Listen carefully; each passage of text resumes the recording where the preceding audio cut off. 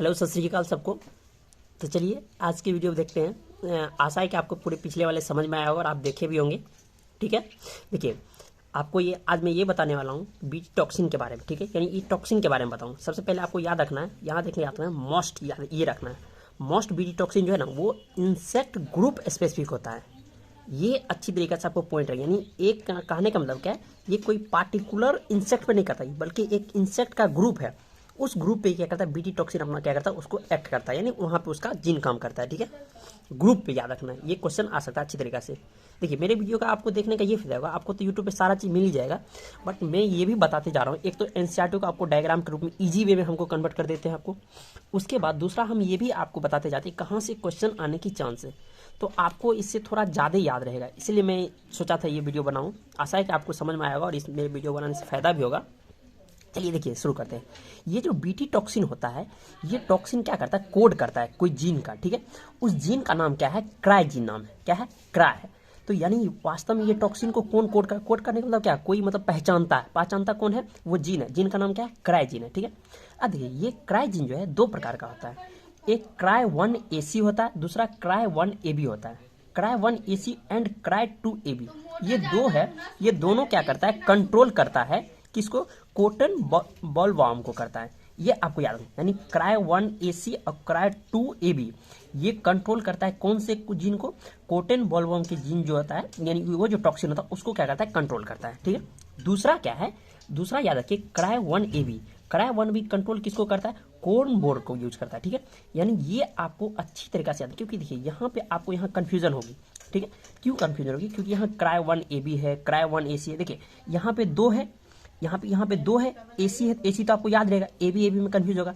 यहाँ देखिए इसमें क्या है, इसमें दो चाहिए तो इसलिए यहाँ पे दो वाला ये होगा। ठीक है, और इसमें 1 है तो एक ही है तो एक ही वाला होगा, यानी जहाँ AC होगा वहाँ 2 वाला होगा। ठीक है, अच्छी तरह से याद रखिएगा।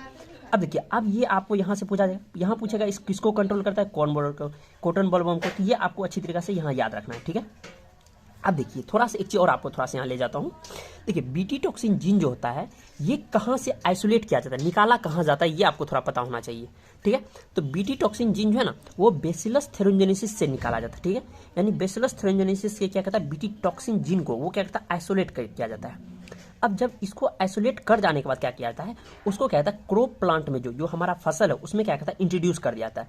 अब जैसे वो इंट्रोड्यूस कर दिया, अब ये ऐसे नहीं कि हम मान लीजिए बीटी टॉक्सिन निकाले फिर से और डायरेक्ट किसी प्लांट में इंट्रोड्यूस कर दिए।